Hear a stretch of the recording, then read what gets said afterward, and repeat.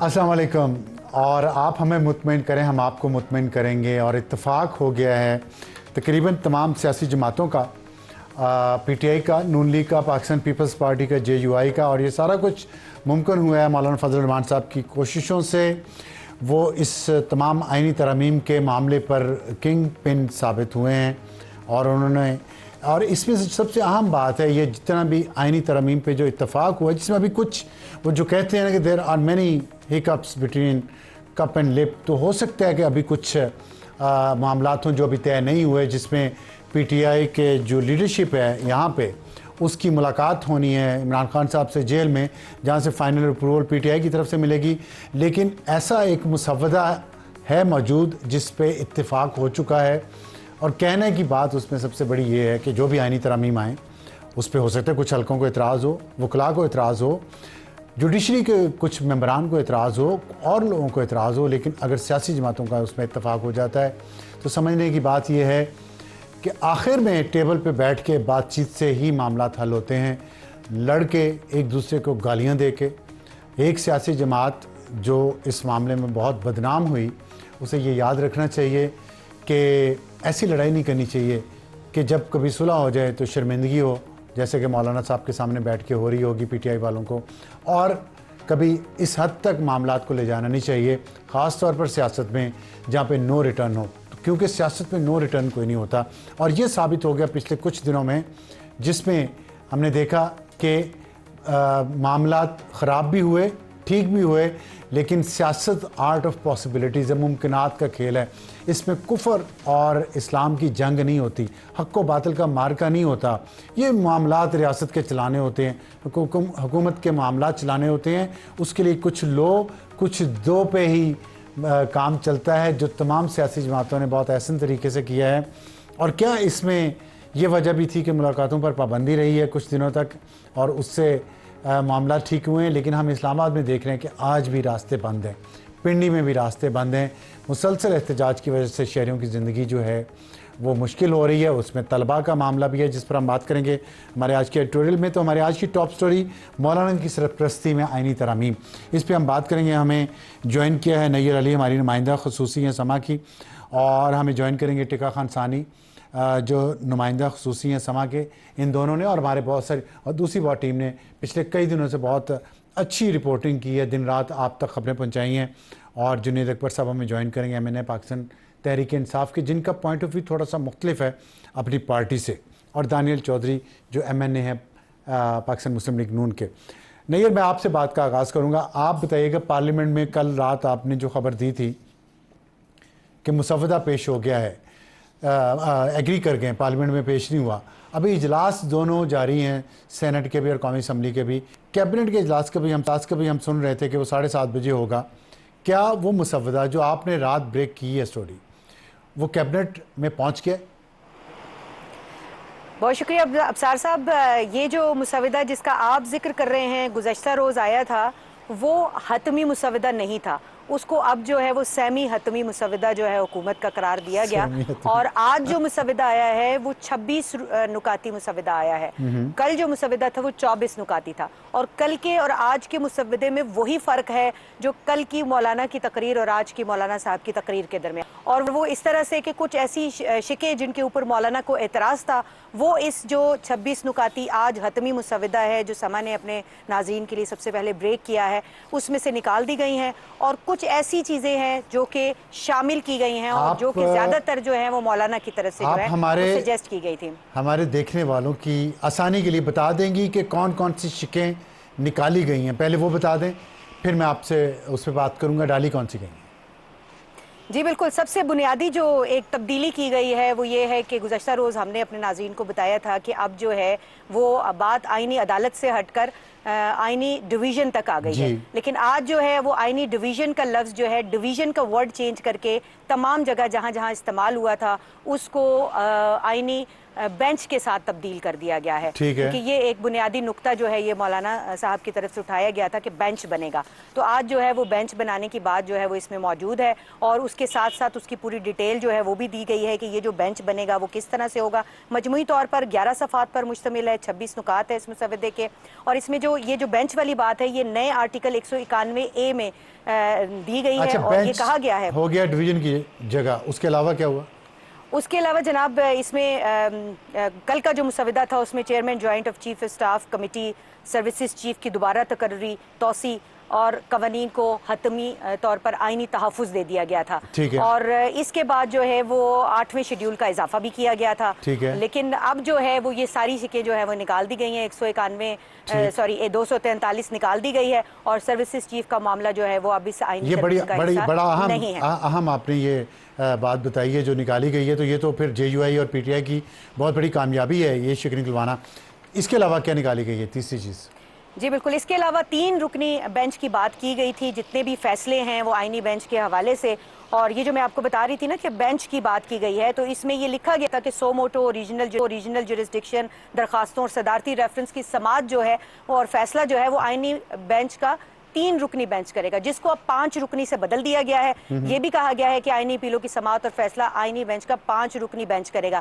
यानी आईनी अपीलें और जितनी जो सोमोटो ओरिजिनल जुरिस्डिक्शन की दरखास्तें हैं, सदारती रेफरेंसेस हैं, अब उन सबको जो है 5 रुकनी पे तब्दील कर दिया गया है। ठीक है, ये भी JUI की बात, JUI और PTI की बात मान, तीनों जो शिकें निकाली गई हैं ये JUI और PTI का मुतालबा था। और चौथी जी, इसके अलावा कुछ चीज़ें जो हैं वो ऐड भी की गई हैं और वो उसमें जैसे एक और JUI का जो मुतालबा था उसको ऐड किया गया है। ये कहा गया है कि आर्टिकल 203C में तरमीम की गई है और फेडरल शरीयत कोर्ट के जज अब शरई अदालत के चीफ जस्टिस बनने के भी मजाज होंगे। इसके साथ साथ ये भी लिखा गया है कि वफाकी शरई अदालत का फैसला शरीयत अपीलेट बेंच में अपील के फैसले तक मुअत्तल रहेगा और अपील पर 1 साल तक फैसला ना हो तो शरई अदालत का फैसला मुअस्सर करार दिया जाएगा। तो ये भी कहा गया है। इसके साथ साथ आर्टिकल 243 में जो तरमीम थी वो मुसवदे में से निकाल दी गई है। कुछ और चीज़ें जो छोटी मोटी जो कि उनके ख्याल में गैर ज़रूरी थी वो भी निकाली गई हैं। ठीक है, इसका मतलब है कि जो चीफ जस्टिस की मुद्दत मुलाजमत 3 साल का तयन वो शिक है। सॉरी मैं आपको सुन नहीं पाई अफसर साहब। चीफ जस्टिस के ओहदे की मयाद 3 साल होगी, वो शिक है। जी बिल्कुल, वो शिक मौजूद है और उसमें बिल्कुल ये जो 26 नुकात की आप बात कर रही हैं जिसका 3 साल मुद्दत होगी, 65 साल तक जो है वो रिटायरमेंट की एज होगी, ये मौजूद है। ठीक है, इसका मतलब है कि सिर्फ आपको तब्दीलियां बताई हैं। चलें, ये तो ये इस पे JUI और PTI दोनों इस पे मुत्तफिक भी हैं, क्योंकि ये जो अभी बैरिस्टर गौर साहब ने भी कहा। ठीक है, अभी हमारे साथ रहिएगा। मैं टिका खान ने हमें ज्वाइन किया है, टिका खान सानी ने, मैं उनसे बात करना चाह रहा हूँ। टिका खान, ये बताइएगा कि आप अभी पार्लियामेंट का इजलास के बारे में हमें बताएं कि क्या कैबिनेट ने मंजूरी दे दी है उन 26 नुकाती मुसवदे की जिस पे खुसूसी कमेटी ने जिसकी अप्रूवल दी थी और फिर वहाँ से वो कैबिनेट में जाना था और उसके बाद पार्लियामेंट में आना है?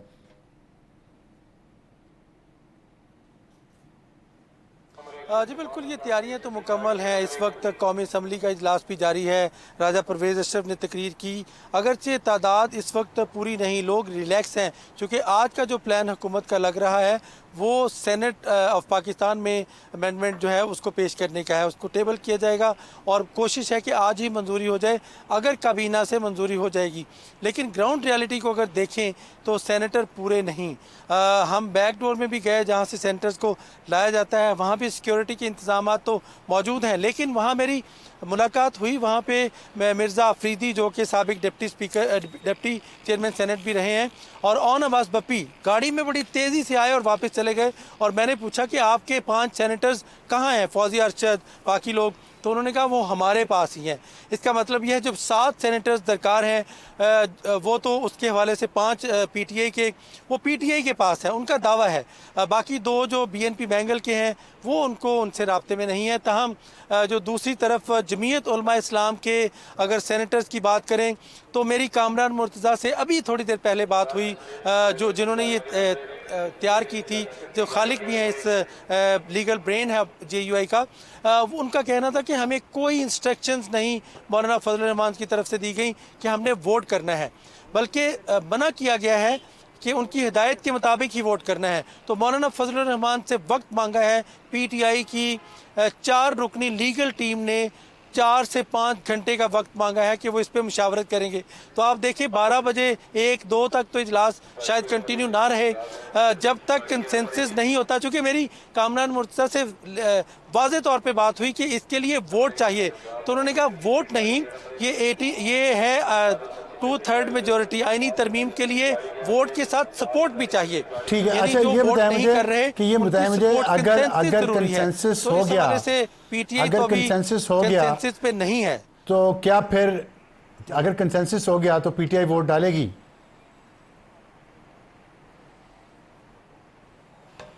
बहुत अहम क्वेश्चन। पीटीआई इसमें डामाडोल है, कंफ्यूज्ड है, इस पे एक तकसीम है पीटीआई के अंदर। 3-4 लोग चाहते हैं कि वोट हम करें। मेरा ख्याल बैरिस्टर गौहर तो वाजे हैं कि हमें फिर वोट करना चाहिए, चूँकि इसमें 70% तो पीटीआई की लीगल टीम साथ बैठ के तैयार करवाने वाली है। और अफसार साहब अभी मौलाना फजल एक शेख पे अभी भी उनको एतराज़ है। वो कहते हैं कि 5 रुकनी नहीं 3 रुकनी बेंच होना चाहिए, लेकिन उनकी मुलाकात होगी बानी पीटीआई से तो शायद वो कल तक राजी हो जाए। आज अगर होगी तो यकीनन उनकी इसमें आमादगी नहीं होगी, मौलाना फजल रहमान की आमादगी नहीं होगी, चूँकि अगर आमिर डोगर कमेटी में मौजूद थे और आमिर डोगर भी बार बार ये कह चुके वो कमेटी के ऑन इन्विटेशन मेंबर है। मेंबर तो 3 है, उमर यूब, बैरिस्टर गौहर और हामिद रजा, वो तीनों उसमें मौजूद नहीं थे जब कंसेंसस का अनाउंस किया गया। तमाम अगर कैबिनेट से अप्रूवल हो जाती है, असूली तौर पर तहरीक इंसाफ मुत्तफिक है, तमाम मुसवदे से मुतफिक है, सिर्फ 3 या 5 का अगर एतराज है तो वो भी दूर हो जाएगा, उस पर इत्तफाक हो सकता है, लेकिन उन्हें मंजूरी चाहिए बानी पीटीआई की।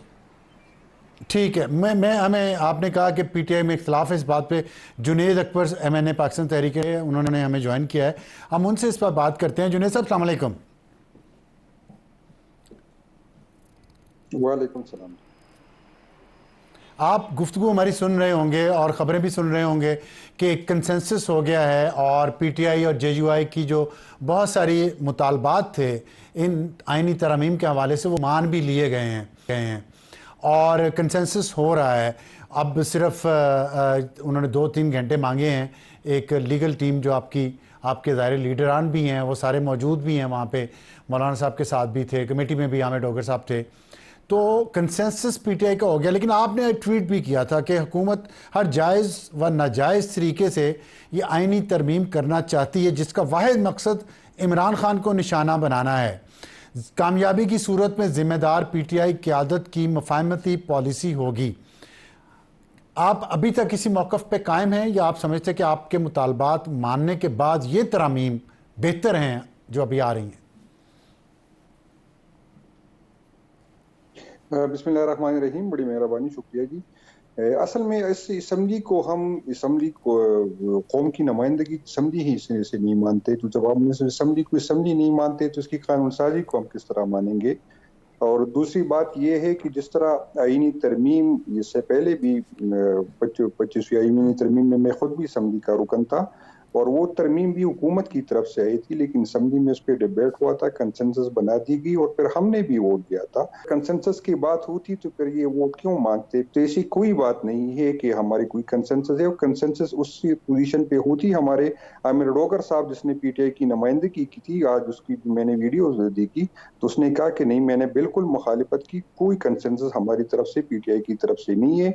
और जीयूआई का भी यही मौक़िफ़ आया कि जीयूआई की जो नुमाइंदगी जो एमएनए साहिबा कर रही थी उसने भी कहा था कि मैंने की थी, और इस पे वो जो हुकूमत का हिस्सा है एएनपी की नुमाइंदगी जो एमल वली साहब कर रहे थे तो एमल वली साहब ने बाइकाट कर दिया।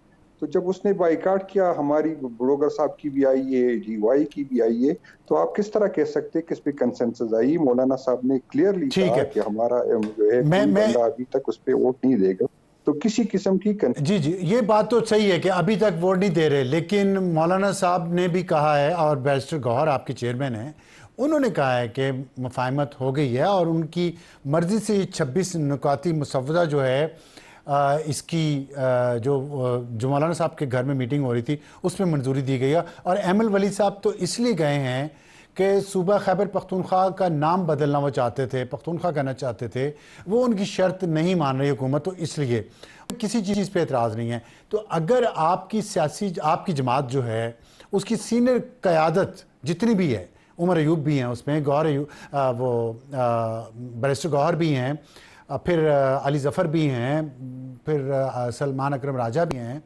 ये सारी आपकी वकला की टीम भी है, लीडर्स भी हैं। अगर मान गए तो आपको तो इन पे भी शायद इनकी नीयत पे भी शक है। क्या मैं दुरुस्त कह रहा हूं जो आपने ट्वीट में कहा है कि सारी सीनियर क़यादत जो है ये खुद कब्जा करना चाहती है पार्टी पे?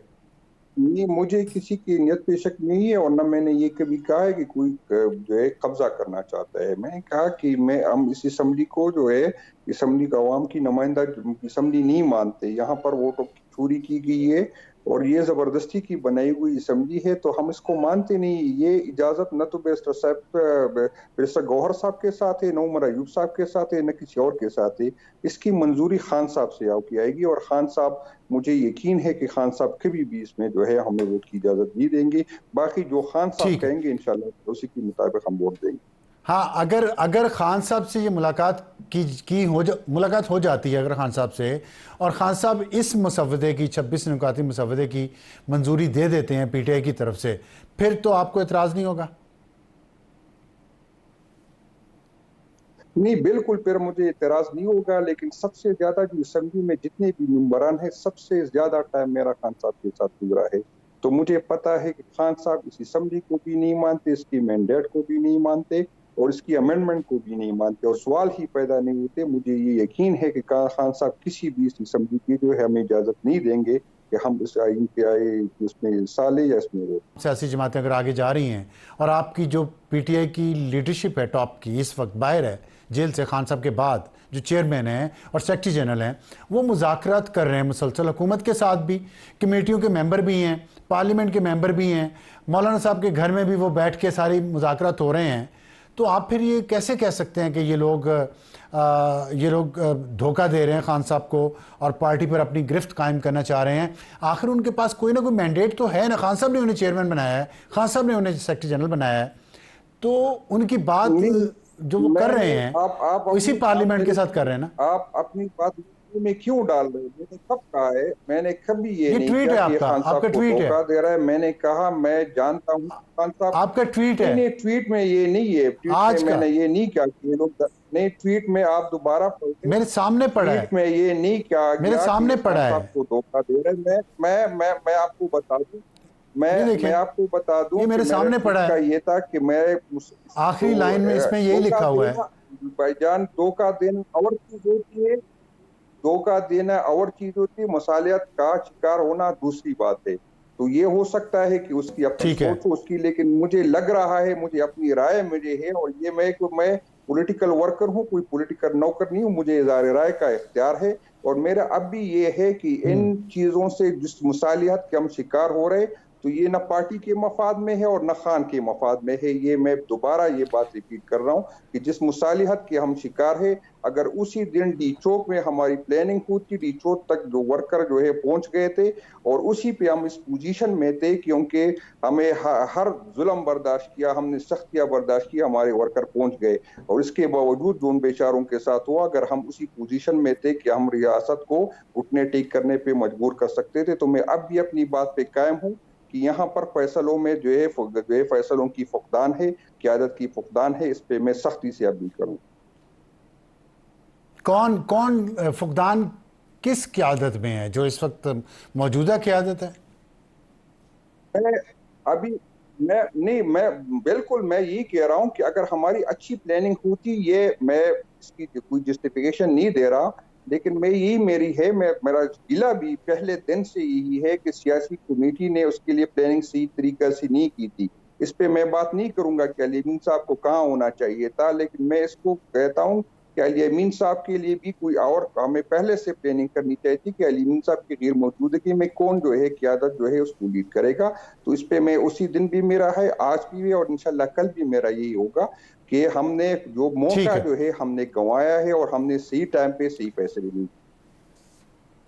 अच्छा, तो आप एक दफ़ा और सिर्फ ये क्लियर कर दीजिएगा कि आप बुनियादी तौर पे इस वजह से इस अमल में हुकूमत की कोशिश का है या मौलाना फजल रहमान की कोशिश का हिस्सा नहीं बनना चाहते क्योंकि आपको पार्लियामेंट की जो लेजिटिमेसी है उस पर एतराज़ है, या आपको उन आइनी तरमीम की शिकों पर एतराज़ है जो लाई जा रही हैं? इस दोनों चीजें हैं। एक तो ये है कि आईनी तरमीम जो है वो बुनियादी पे लिए लेके आ रहे हैं, किसी की एक्सटेंशन का इशू था, फिर अभी किसी को नापसंदगी की वजह से किसी को हटाना था, किसी की चीफ जस्टिस बनना है उसको रोकना है। तो एक बुनियादी पे ये जो है ये अमेंडमेंट लेके आ रहे। और मैं यही दोबारा रिपीट करूंगा कि 25 आईनी तरमीम में हमने वोट दिया था और उस टाइम की हुकूमत की तरफ से हमारे अच्छे ताल्लुकात नहीं थे, लेकिन मुल्क के मफाद में हमने वोट दिया था।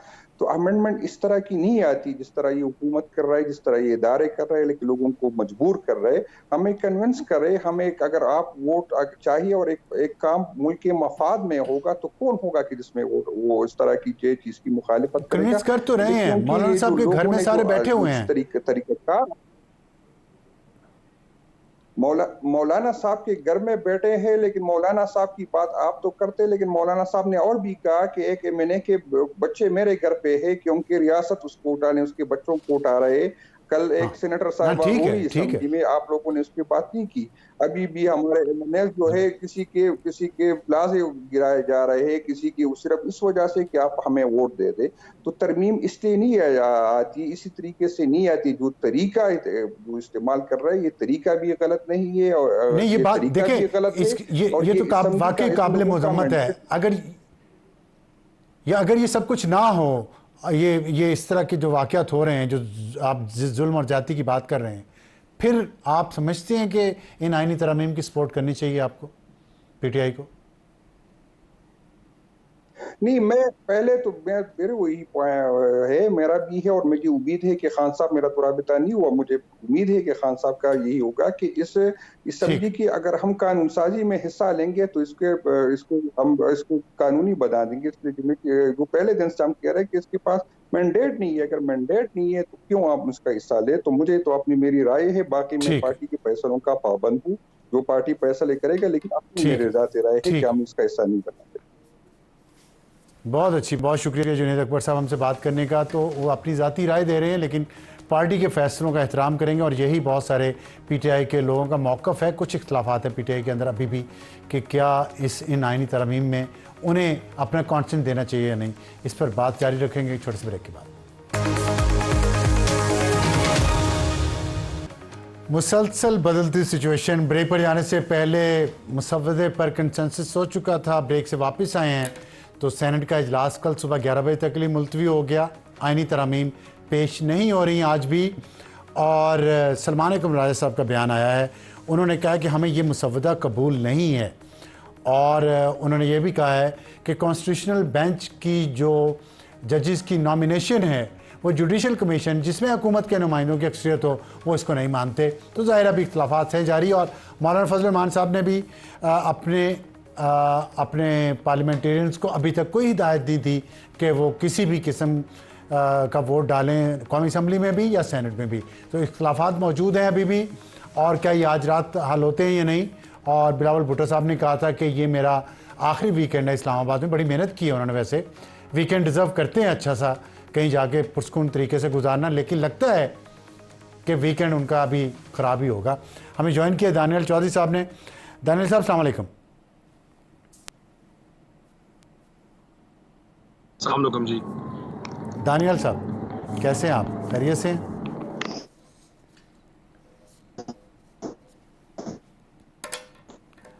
ये आवाज़ आ रही है आपको?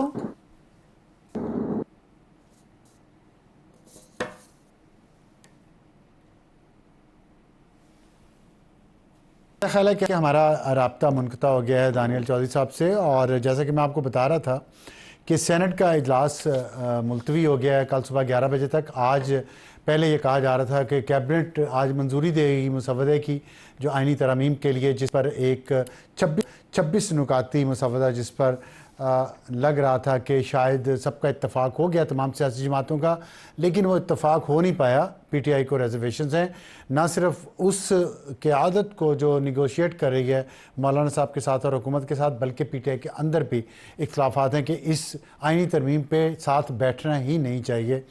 हमें दानियल चौधरी साहब के साथ हमारा राब्ता दोबारा हो चुका है, देखते हैं उन्हें आवाज़ आ रही है कि नहीं जा रही, या यही माहौल वहाँ भी चल रहा है। दानियल साहब आवाज़ आ रही है आपको?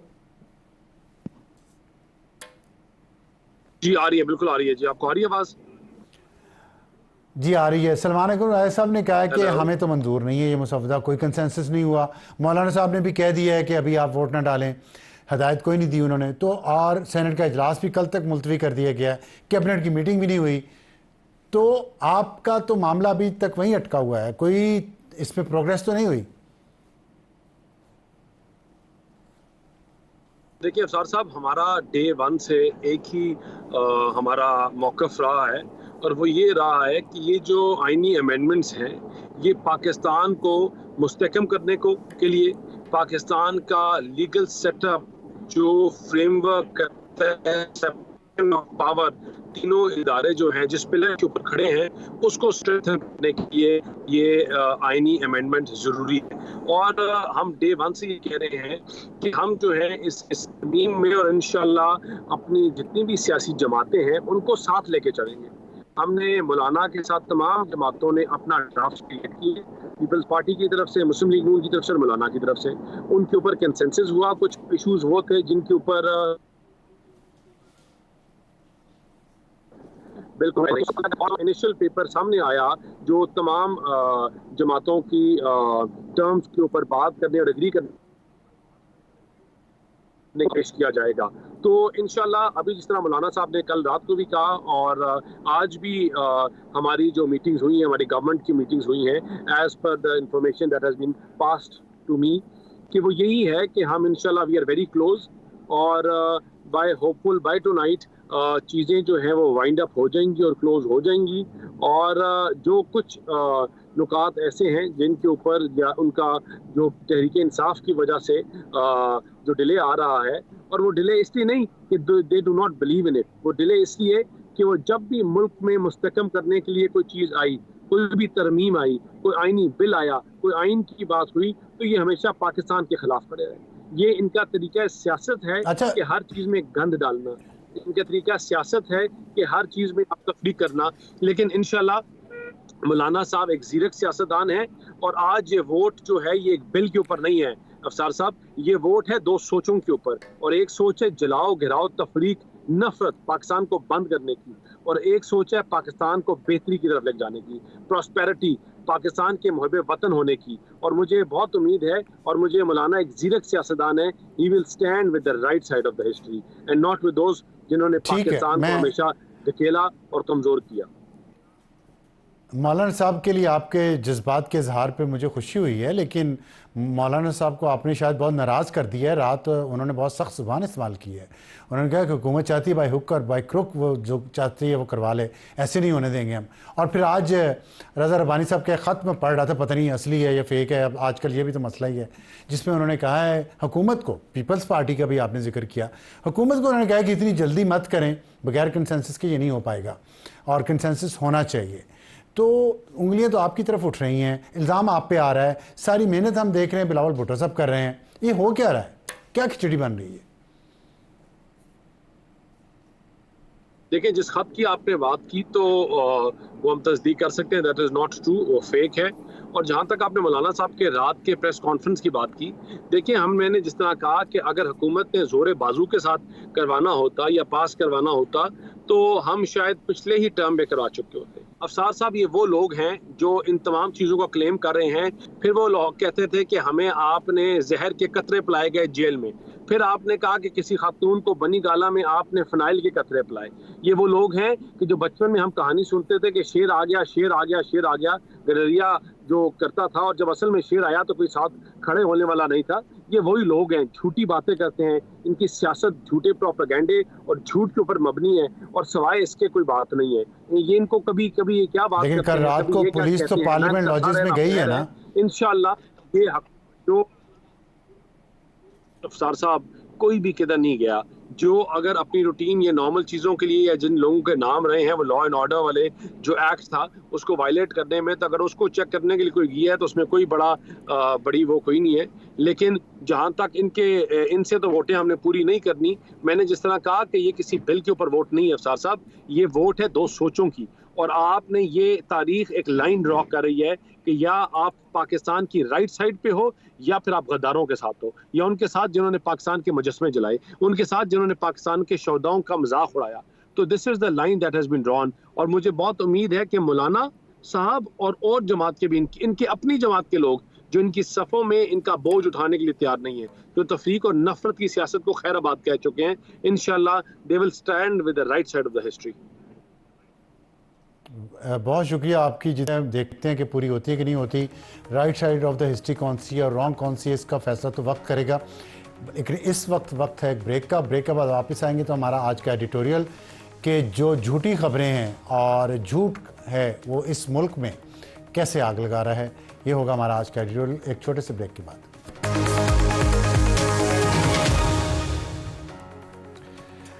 और एडिटोरियल है आज का हमारा निजी कॉलेज वाक़या, जो कि मिस इन्फॉर्मेशन जिसको या मिस इन्फॉर्मेशन का नतीजा है या डिस इन्फॉर्मेशन का, और मुझे कहा जा रहा है कि जो कहना है कह लें।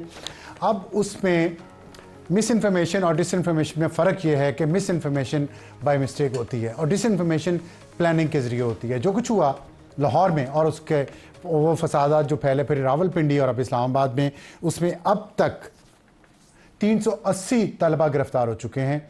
और ये वाक़या एक ऐसी अफवाह से शुरू हुआ जिसका हकीकत से कोई ताल्लुक़ नहीं था कि एक तालिबा से ज़्यादती हुई और ये झूठी एक ख़बर फैलाई गई जिसके बारे में सच सामने आ चुका है कि ऐसा कोई वाक़या हुआ नहीं था।